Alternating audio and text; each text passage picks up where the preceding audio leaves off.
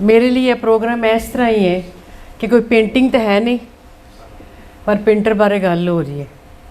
ठीक है, तो यह वे कि फिर भी क्योंकि वो इत्थों माइग्रेट करके गए, जो इत्थों माइग्रेट करके जेलम तो इंडिया गए तो उन्होंने उम्र सी 22-23 के विचकार। तो जदों उन्होंने सुनना बंद कर दिता तो उन्होंने वालिद जी ने, उन्होंने पिता जी ने, उन्होंने अब्बा जी ने अपना काम छड्ड के जिहड़ा भी उस वेले काम करते सन उन्होंने अद्धी दिहाड़ी दा करके तो अद्धी दिहाड़ी अपने बच्चे नाल बैठना शुरू हो गए, क्योंकि उन्होंने ये सी कि मेरा बच्चा हुण सुन नहीं सकता तो फिर बोल भी नहीं सकेगा। तो इसलिए वो जिहड़ा सारा कंट्रीब्यूशन, मैं तो यही कहांगी मेरी हुण पंजाबी दे विच जिहड़े लफज घट ने उन्हां लई माफ़ी देना, तो वो उन्हां दे नाल बहंदे सन ते अपने बच्चे की जिहड़ी बोलण दी उहदे कोल ऑलरेडी समझो कि उस वक्त एक स्किल सी, क्योंकि उस वेले वो जिस अगर यह भी गवा देंदे, ठीक है, क्योंकि सुन तो बिल्कुल नहीं सुन सकते, और यह वे कि कोई भी बिल्कुल 100%, 100% और डोरे सन, बिल्कुल डोरे हो गए सन। ठीक है, तो वो कहते हैं कि आखिरी साल जिस वेले पार्टीशन हो रही सी तो उन्होंने वालिद साहब जड़े सन अपने इलाकों के लोगों जेलम तो लैके अमृतसर तक एक पूरा साल सेफली बहुत सारे खानदानों पहुँचाते रहे तो उन्होंने मदद करते रहे। तो उन्होंने वो हफ्ते 2 बारी लैके जाते सन लोगों नाल, ते इन्हों भी नाल ही लैके जाते सन। तो उस वेले लोगों का जिंदगी दे विच जिहड़े रोना पिटना, इस जमीन तो वखरे आना, घरां दा उजड़ना, बालां दा राज गवाचना, बड़ा कुछ सी जिहड़ा उन्होंने सारा जिहड़ा तजर्बा उन्होंने कोल मौजूद सी। इसलिए जिस वेले भी वो पेंट करन लगे, ये जिस वेले उन्होंने सुनने की ताकत खत्म हो गई तो उन्होंने पिता जी ने एक दिन वेख्या कि वो बह के ते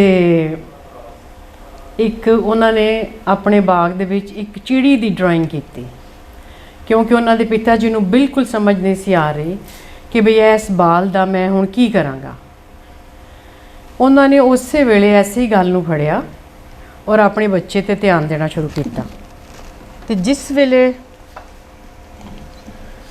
वो इत्थों गए इंडिया तो उन्होंने कोल ऑलरेडी एक स्किल मौजूद सी। ठीक है, स्किल सिर्फ नहीं सी, एक एक्सप्रैशन सी, क्योंकि जिस वेले उन्होंने ड्राइंग करनी शुरू की वो टाइम है जिदे विच बाकी बाल उन्हों का मजाक उड़ाते सन और इस तकलीफ च रहंदे सन कि बई मैं इन्हों कबूल नहीं और मैनू अपने नाल रलन नहीं देंदे और मेरे नाल गलबात नहीं करते। वो जिहड़ा दुख सी उस दुख नूं उन्होंने समझ नहीं सी आ रही कि किधर लैके जावां, तो उहदे विच फिर उन्होंने एक समझो कि एक एक्सप्रैशन मिलिया, वो सी पेंटिंग का।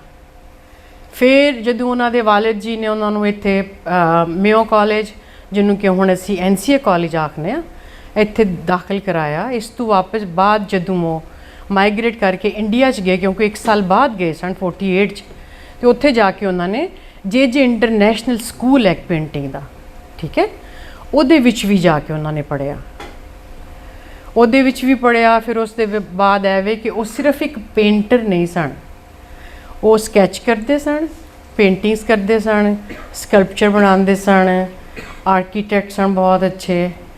और उस तो बाद है कि इंस्टॉलेशन बड़ी अच्छी करते सन कि जिदा अजकल बड़ा रिवाज है साडी आर्ट दे विच, ठीक है, वो भी करते सन। वो जिन्ना लोगों नूं मैक्सीको च मिले ने जिहड़े पेंटर्स नूं, उन्हां दा भी बहुत ज़्यादा उन्हां दियां पेंटिंग्स तुसीं अगर वेखो और तुहानूं अगर मिलिया तो, क्योंकि मैं भी सारी है जिहड़ी रिसर्च है यूट्यूब ते ही कीती है और यूट्यूब ते ही सारा वेख्या, ठीक है ना। मैं तो चंद उन्हां दियां पेंटिंग्स तो पहला वाकफ सां, ठीक है। हाँ, डिएगो रिवेरा जिहड़े बाकी जिहड़े इंटरनेशनल पेंटर्स ने, ठीक है, उन्हां नूं मैं जाननी हाँ और पछाणनी हाँ। और डिएगो रिवेरा जिहड़े ने वो सोशलिस्ट पेंटर सन, ठीक है। ਸੋ ਜਿਹੜੇ ਸੋਸ਼ਲਿਸਟ ਪੇਂਟਰ ਸਨ ਜਿੰਨੇ ਉਹਨਾਂ ਦੇ ਥੀਮ ਆਮ ਲੋਕਾਂ ਨਾਲੋਂ ਬਿਲਕੁਲ ਫਰਕ ਸਨ। ਔਰ ਟ੍ਰੀਟਮੈਂਟ ਪੇਂਟਿੰਗ 'ਚ ਉਹ ਹੁੰਦਾ ਜਿਸ ਤਰੀਕੇ ਨਾਲ ਤੁਸੀਂ ਉਹਨਾਂ ਨੂੰ ਟੱਚ ਕਰਦੇ ਹੋ, ਠੀਕ ਹੈ, ਕਿ ਤੁਸੀਂ ਕਿਸ ਮੀਡੀਅਮ 'ਚ ਤੁਸੀਂ ਉਹਨੂੰ ਆਇਲ 'ਚ ਕਰ ਰਹੇ ਹੋ, ਵਾਟਰ 'ਚ ਕਰ ਰਹੇ ਹੋ, ਚੌਕ 'ਚ ਕਰ ਰਹੇ ਹੋ, ਠੀਕ ਹੈ। ਕੋਈ ਵੀ ਮੀਡੀਅਮ ਜਿਹੜਾ ਵਾਟਰ ਕਲਰ ਕਰ ਰਹੇ ਹੋ ਉਹ ਆਪਣੀ ਥਾਂ ਦੇ ਉੱਤੇ ਇੱਕ ਵੱਖਰੀ ਕਲਾ ਹੈ, ਠੀਕ ਹੈ। ਪੇਂਟਿੰਗ ਇੱਕ ਬਿਲਕੁਲ ਛੋਟਾ ਜਿਹਾ ਨਿੱਕਾ ਜਿਹਾ ਲਫ਼ਜ਼ ਨਹੀਂ। ਜੇ ਤੁਸੀਂ ਵਾਟਰ ਕਲਰ 'ਚ ਵੜੋ ਤੇ ਫਿਰ ਵੀ ਇੱਕ ਪੂਰੀ ਦੁਨੀਆ ਹੈ, ਤੁਸੀਂ ਆਇਲ 'ਚ ਵੜੋ ਤੇ ਫਿਰ ਵੀ ਪੂਰੀ ਇੱਕ ਦੁਨੀਆ ਹੈ। ਸਿਰਫ ਪੇਂਟ ਕਰਨਾ ਹੀ ਨਹੀਂ, ਪੇਂਟ ਦੇ ਵਿੱਚ ਇੱਕ ਹੋਰ ਬੜਾ ਮਸਲਾ ਹੈ ਕਿ ਤੁਸੀਂ ਸਬਜੈਕਟ ਕੀ ਲਵੋਗੇ, ਤੁਸੀਂ ਕੀ ਪੇਂਟ ਕਰਨਾ ਚਾਹੁੰਦੇ ਹੋ। ਸੋ ਇਹਦੇ ਲਈ ਉਹਨਾਂ ਦੀ ਟ੍ਰੇਨਿੰਗ ਜਿਹੜੀ ਹੈ ਉਹ ਮੈਕਸੀਕੋ 'ਚ ਹੋਈ, ਔਰ ਮੈਕਸੀਕੋ 'ਚ ਮੇਰੇ ਖਿਆਲ 'ਚ ਗਏ ਨੇ 1952 ਦੇ ਨੇੜੇ। ਤੇ ਉੱਥੋਂ ਉਹ ਜਿਹੜੀ ਉੱਥੋਂ ਵੀ ਸਾਰੀਆਂ ਸਕਿੱਲਸ ਔਰ ਜਿਹੜੀ ਖੁੱਲ੍ਹ ਔਰ ਜਿਹੜਾ ਸਾਰਾ ਆਰਟ ਦਾ ਸਾਰਾ ਸੁਸਾਇਟੀ ਦੇ ਵਿੱਚ ਜਿਹੜਾ ਪਸਾਰ ਹੈ ਉਹ ਵੀ ਉਹ ਵੇਖ ਕੇ ਆਏ। ਹਾਂ, ਇੱਕ ਹੋਰ ਗੱਲ ਮੈਨੂੰ ਯਾਦ ਆਈ ਹੈ ਕਿ ਕਿਉਂਕਿ ਨਹਿਰੂ ਜੀ ਦੇ ਬੜੇ ਕਰੀਬ ਸਨ, ਠੀਕ ਹੈ, ਤੇ ਨਹਿਰੂ ਜੀ ਨੇ ਆਪਣੇ ਟਾਈਮ 'ਚ ਇੱਕ ਲਾਅ ਪਾਸ ਕੀਤਾ ਸੀ। ਉਹਨਾਂ ਨੇ ਕਿਹਾ ਸੀ ਜਿੰਨੀਆਂ ਵੀ ਬਿਲਡਿੰਗਸ ਬਣਨਗੀਆਂ ਇੰਡੀਆ ਦੇ ਅੰਦਰ ਉਹਦੇ ਵਿੱਚ 9% ਕੰਮ ਜਿਹੜਾ ਹੈ ਉਹ ਆਰਟਿਸਟਾਂ ਦਾ ਰੱਖਿਆ ਜਾਏਗਾ, ਤਾਂ ਜੇ ਉਹਨਾਂ ਨੂੰ ਵੀ ਕੰਮ ਮਿਲੇ, ਉਹਨਾਂ ਨੂੰ ਵੀ ਆਪਣਾ ਐਕਸਪ੍ਰੈਸ਼ਨ ਮਿਲੇ ਔਰ ਉਹਨਾਂ ਦੇ ਵੀ ਇਕਨੋਮਿਕਲ ਜਿਹੜਾ ਇਹ ਜਿਹੜੀ ਸਿਕਿਉਰਿਟੀ ਹੈ ਉਹ ਕਿਸੇ ਨਾ ਕਿਸੇ ਤਰ੍ਹਾਂ ਉਹਨਾਂ ਤੱਕ ਪਹੁੰਚੇ। ਤੇ ਇਹ ਕਿਉਂਕਿ ਪੜ੍ਹੇ ਲਿਖੇ ਇਹਨਾਂ ਨੇ ਆਰਕੀਟੈਕਚਰ ਨਹੀਂ ਸੀ ਪੜ੍ਹਿਆ, ਠੀਕ ਹੈ। ਤੇ ਜਦੋਂ ਇਹ ਰੌਲਾ ਪਿਆ ਜਿਹੜੀ ਉਹਨਾਂ ਨੇ ਬੈਲਜੀਅਮ ਦੀ ਅੰਬੈਸੀ ਬਣਾਈ ਸੀ, ਠੀਕ ਹੈ, ਜਿਹੜੀ ਉਸ ਤੋਂ ਪਹਿਲਾਂ ਉਹ ਰਿਆਜ਼ ਦੇ ਵਿੱਚ ਇੱਕ ਸ਼ੇਖ ਦਾ ਬਹੁਤ ਵੱਡਾ ਪੈਲੇਸ ਬਣਾ ਚੁੱਕੇ ਸਨ। ਔਰ ਉਸ ਤੋਂ ਬਾਅਦ ਵੀ ਇਹ ਨਹੀਂ ਕਿ ਸਿਰਫ ਉਹਨਾਂ ਨੇ ਇੱਕ ਉਹੀ ਬਣਾਈ ਅੰਬੈਸੀ, ਠੀਕ ਹੈ। ਅਗਰ ਤੁਹਾਨੂੰ ਉਸ ਅੰਬੈਸੀ ਦੀ ਡਾਕੂਮੈਂਟਰੀ ਮਿਲੇ ਤਾਂ ਵਾਕਈ ਬਹੁਤ ਖੂਬਸੂਰਤ ਹੈ, ਕਿਉਂਕਿ ਕਹਿੰਦੇ ਨੇ ਕਿ ਇੰਡੀਆ ਦੇ ਵਿੱਚ ਜਿਸ ਵੇਲੇ ਇੰਟਰਨੈਸ਼ਨਲੀ ਤਾਲੁਕਾਤ ਬਣ ਰਹੇ ਸਨ ਤੇ ਜਿਹੜਾ ਸਭ ਤੋਂ ਪਹਿਲਾ ਮੁਲਕ ਸੀ ਉਹ ਸੀ ਬੈਲਜੀਅਮ, ਠੀਕ ਹੈ। ਤੇ ਉਹਨਾਂ ਨੇ ਇਹਨਾਂ ਕੋਲ ਬਣਾਈ ਤੇ ਇੰਡੀਅਨਸ ਨੇ ਹੀ ਵਿੱਚ ਜਿਹੜਾ ਨਾ ਉਹ ਪਹਿਲਾਂ ਇਸ ਗੱਲ ਦੀ ਇਜਾਜ਼ਤ ਨਾ ਦਿੱਤੀ ਕਿ ਉਹ ਉੱਥੇ ਇੱਕ ਆਪਣੀ ਬਿਲਡਿੰਗ ਦਾ ਡਿਜ਼ਾਈਨ ਬਣਾ ਸਕਦੇ ਨੇ, ਇੱਕ ਬਿਲਡਿੰਗ ਡਿਜ਼ਾਈਨ ਕਰ ਸਕਦੇ ਨੇ। ਉਹਨਾਂ ਨੇ ਸਿਰਫ ਡਿਜ਼ਾਈਨ ਹੀ ਨਾ ਕੀਤੀ, ਠੀਕ ਹੈ, ਉਹਨੂੰ ਕੰਸਟਰਕਟ ਵੀ ਹੋਈ। ਉਹਨਾਂ ਨੇ ਗੋਵਾ 'ਚ ਵੀ ਇੱਕ ਕਾਲਜ ਬਣਾਇਆ, ਠੀਕ ਹੈ। ਉਹਦੇ ਇਲਾਵਾ ਵੀ ਉਹਨਾਂ ਦੀਆਂ ਬਹੁਤ ਸਾਰੀਆਂ ਹੋਰ ਉੱਥੇ ਬੰਬਈ ਦੇ ਵਿੱਚ ਵੀ, ਠੀਕ ਹੈ, ਔਰ ਦਿੱਲੀ ਦੇ ਵਿੱਚ ਵੀ ਉਹਨਾਂ ਦੀਆਂ ਬਣਾਈਆਂ ਹੋਰ ਸਾਰੀਆਂ ਕਾਫੀ ਸਾਰੀਆਂ ਬਿਲਡਿੰਗਸ ਮੌਜੂਦ ਨੇ।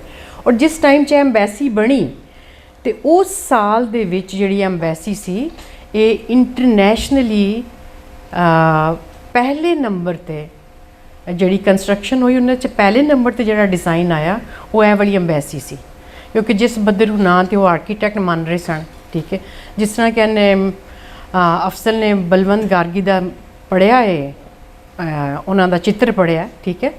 ਉਹਦੇ ਵਿੱਚ ਉਹ ਕਹਿੰਦੇ ਨੇ ਕਿ ਸਾਰਾ ਕੁਝ ਮੇਰੀ ਅੱਖ 'ਚ ਮੌਜੂਦ ਹੈ, ਠੀਕ ਹੈ ਨਾ।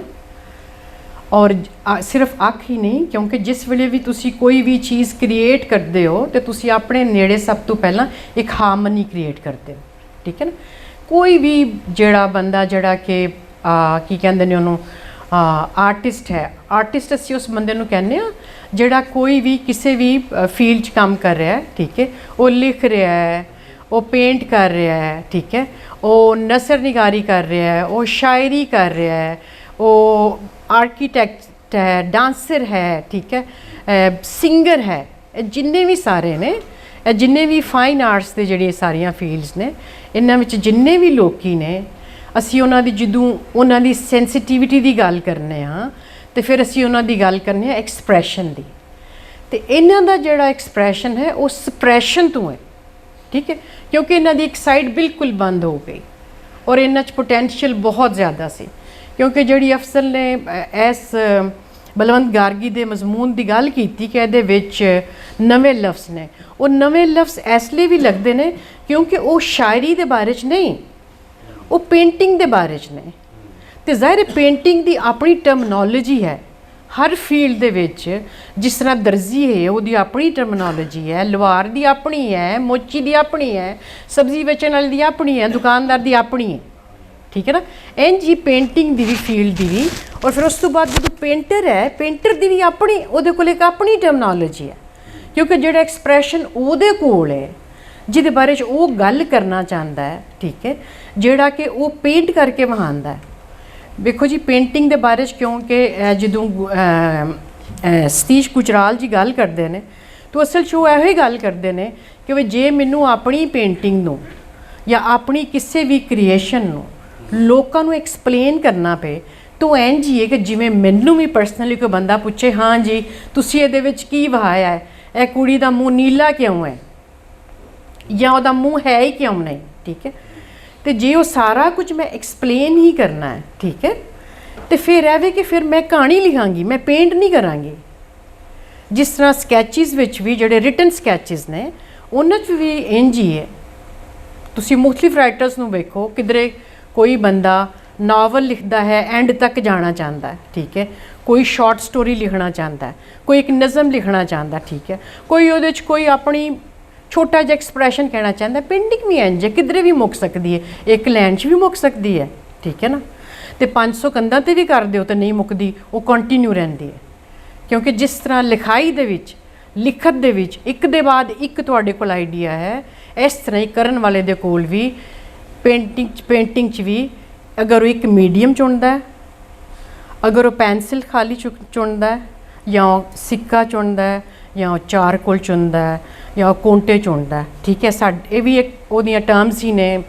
हुण जाहिर है हुण जिहड़ी एक फील्ड तुसीं जिहड़ी शै इस्तेमाल करोगे या कलम भी होवे, ठीक है, हताती भी कोई करे, ठीक है, तो वो है वे कि पहला ब्लैक एंड वाइट भी करना चाहेगा, ठीक है, कलर्ड भी करना चाहेगा, फिर है वे कि ओदी कितनी स्पेस ते करना चाहता है, कित्थे करना चाहता है, किहड़े मीडियम च करना चाहता है, कंच करेगा तो की तब्दीली आएगी, कपड़े ते कले करेगा तो की तब्दीली आएगी, ठीक है, क्योंकि वो सारा एक सोशल कॉन्टैक्ट है। पेंटिंग सिर्फ अपनी थां ते नहीं खलोंदी, जिस तरह कोई लिखत भी अपनी थां ते नहीं खलोंदी।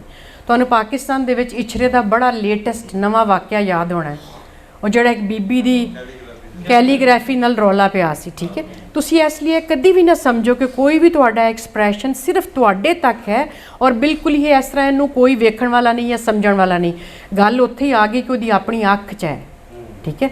इत्थे अगर सिर्फ इहो ही सिखाया जा रहा है, ठीक है, कि जिन्हें अलिफ बे पे ते जिहड़ी कि अरबी या फारसी तो आउंदी है, उहदे विच जिन्हें लिखना है वो सारा इस्लाम दा बड़ा वड्डा जिहड़ा वो ठेकेदार है, ठीक है। तो जिन्हें गुरमुखी च लिखिया है तो वो सिख है, ठीक है, तो जिन्हें अंग्रेज़ी च लिखिया हूँ तो रोमन दे विच भी लिखी जा रही है, सारी उर्दू हर जबान लिखी जा रही है, ठीक है।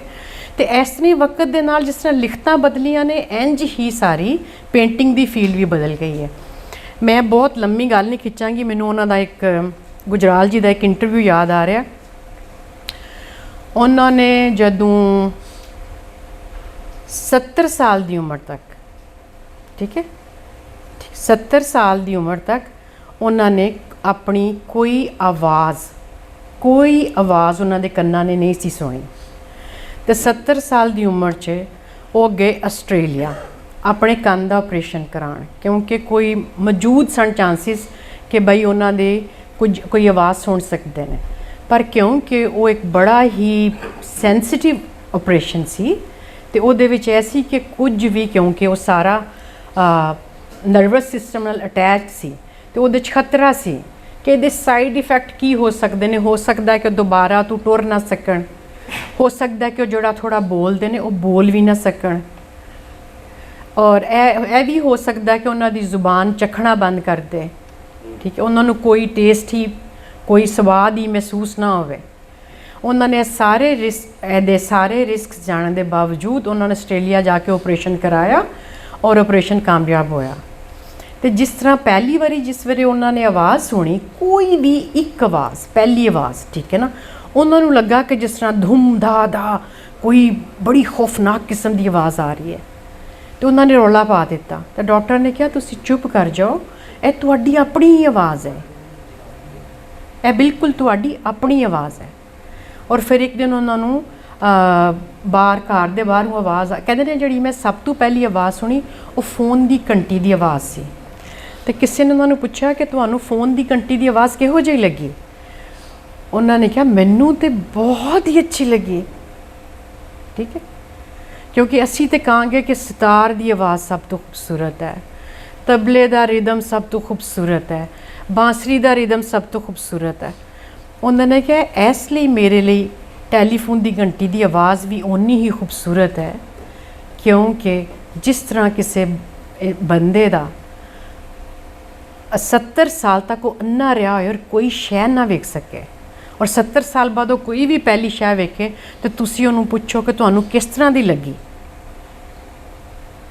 ਔਰ ਫਿਰ ਹੈ ਕਿ ਉਹਨਾਂ ਨੇ ਕਦੀ ਚਿੜੀ ਦੀ ਆਵਾਜ਼ ਵੀ ਨਹੀਂ ਸੀ ਸੁਣੀ। ਇੱਕ ਦਿਨ ਬਾਗ 'ਚ ਉਹਨਾਂ ਨੇ ਚਿੜੀ ਦੀ ਆਵਾਜ਼ ਸੁਣੀ ਤੇ ਉਹਨਾਂ ਨੇ ਆਪਣੀ ਬੀਵੀ ਨੂੰ ਕਿਹਾ ਕਿ ਬਈ ਇਹ ਕਾਹਦੀ ਆਵਾਜ਼ ਹੈ? ਉਹਨੇ ਕਿਹਾ ਚਿੜੀ ਦੀ ਆਵਾਜ਼ ਹੈ, ਕਿਉਂਕਿ ਉਹਨਾਂ ਨੇ ਉਸ ਤੋਂ ਪਹਿਲਾਂ ਕੋਈ ਆਵਾਜ਼ ਨਹੀਂ ਸੀ ਸੁਣੀ। ਇੱਕ ਹੋਰ ਉਹਨਾਂ ਦਾ ਇੰਟਰਵਿਊ ਹੈ ਕਿ ਉਹਨਾਂ ਕੋਲ ਇੱਕ ਬੰਦੇ ਨੇ ਸਵਾਲ ਕੀਤਾ ਕਿ ਤੁਸੀਂ ਮਰਨ ਤੋਂ ਪਹਿਲਾਂ ਆਪਣੀਆਂ 3 ਖਾਹਿਸ਼ਾਂ ਦੱਸੋ। ਉਹਨਾਂ ਨੇ ਕਿਹਾ ਮੇਰੀ ਪਹਿਲੀ ਖਾਹਿਸ਼ ਹੈ ਕਿ ਮੇਰੇ ਮਰਨ ਦੇ ਬਾਅਦ ਆਪਣੇ ਕੰਮ ਦੇ ਬਾਰੇ 'ਚੋਂ ਇੰਨੇ ਜ਼ਿਆਦਾ ਡਿਵੋਟਡ ਸਨ, ਠੀਕ ਹੈ, ਔਰ ਇੰਨੇ ਸੈਂਸਿਟਿਵ ਸਨ, ਔਰ ਸਾਰੀ ਜ਼ਿੰਦਗੀ ਉਹਨਾਂ ਨੇ ਪਹਿਲੇ ਨੰਬਰ 'ਤੇ ਆਪਣੇ ਕੰਮ ਨੂੰ ਹੀ ਰੱਖਿਆ। ਤੇ ਉਹਨਾਂ ਨੇ ਕਿਹਾ ਕਿ ਮੈਂ ਮਰਨ ਦੇ ਬਾਅਦ ਵੀ ਚਾਹਾਂਗਾ ਕਿ ਜਿਹੜਾ ਮੇਰਾ ਕੰਮ ਹੈ, ਠੀਕ ਹੈ, ਇਹਨੂੰ ਸੁਪਰੀਮ ਗਿਣਿਆ ਜਾਏ। ਮਤਲਬ ਜਿਸ ਲੈਵਲ 'ਤੇ ਮੈਂ ਕੀਤਾ ਉਸ ਤੋਂ ਵੀ ਬਹੁਤ ਉੱਚੇ ਲੈਵਲ 'ਤੇ ਵੇਖਿਆ ਜਾਏ। ਔਰ ਦੂਸਰੀ ਖਾਹਿਸ਼ ਉਹਨਾਂ ਨੇ ਕਿਹਾ ਦੂਸਰੀ ਖਾਹਿਸ਼ ਹੈ ਕਿ ਮੇਰੇ ਮਰਨ ਤੋਂ ਪਹਿਲਾਂ ਮੇਰੀ ਬੀਵੀ ਨਾ ਮਰੇ, ਮੈਂ ਉਹਦੇ ਤੋਂ ਪਹਿਲਾਂ ਮਰਾਂ। ਕਿਉਂਕਿ ਉਹਨਾਂ ਨੇ ਹੋਲ ਹਾਰਟਿਡਲੀ ਉਹੀ ਔਰਤ ਨੇ ਉਹਨਾਂ ਦੀ ਉਹ ਜਿਹੜਾ ਨਾ ਬੋਲਣ ਦੀ ਉਹਨਾਂ ਦੇ ਕੋਲ ਸੁਣਨ ਦੀ ਉਹਨਾਂ ਕੋਲ ਨਹੀਂ ਸੀ ਤਾਕਤ, ਠੀਕ ਹੈ, ਤੇ ਉਹ ਜਿਹੜੀ ਹੈ ਉਹਦਾ ਨੇਮੁਲ ਬਦਲ ਉਹਨਾਂ ਨੇ ਆਪਣੀ ਬੀਵੀ ਚੁੰਡਿਆ ਸੀ, ਕਿਉਂਕਿ ਉਹਨੇ ਵਾਕਿਆ ਹੀ ਉਹਨਾਂ ਨਾਲ ਡੈਡੀਕੇਟਿਡਲੀ ਬਹੁਤ ਜ਼ਿਆਦਾ ਕੰਮ ਕੀਤਾ। ਔਰ ਉਹਨਾਂ ਨੇ ਕਿਹਾ ਤੀਜੀ ਖਾਹਿਸ਼, ਤੇ ਉਹਨਾਂ ਨੇ ਕਿਹਾ ਮੇਰੀ ਤੀਜੀ ਖਾਹਿਸ਼ ਹੈ ਵੇ ਕਿ ਜਿਹੜੇ ਮੇਰੇ ਬੱਚੇ ਨੇ ਮੇਰੇ ਮਰਨ ਤੱਕ ਉਹਨਾਂ ਨੂੰ ਮੇਰੇ ਕੋਲ ਕੋਈ ਸ਼ਿਕਾਇਤ ਨਾ ਆਏ।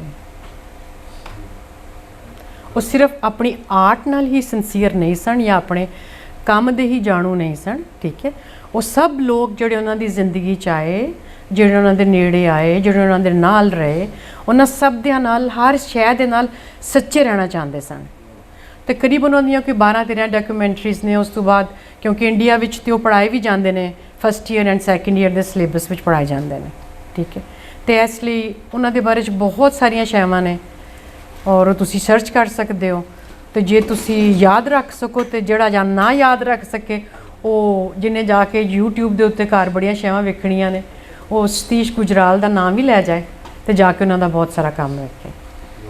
ਜੀ ਬਹੁਤ ਮਿਹਰਬਾਨੀ।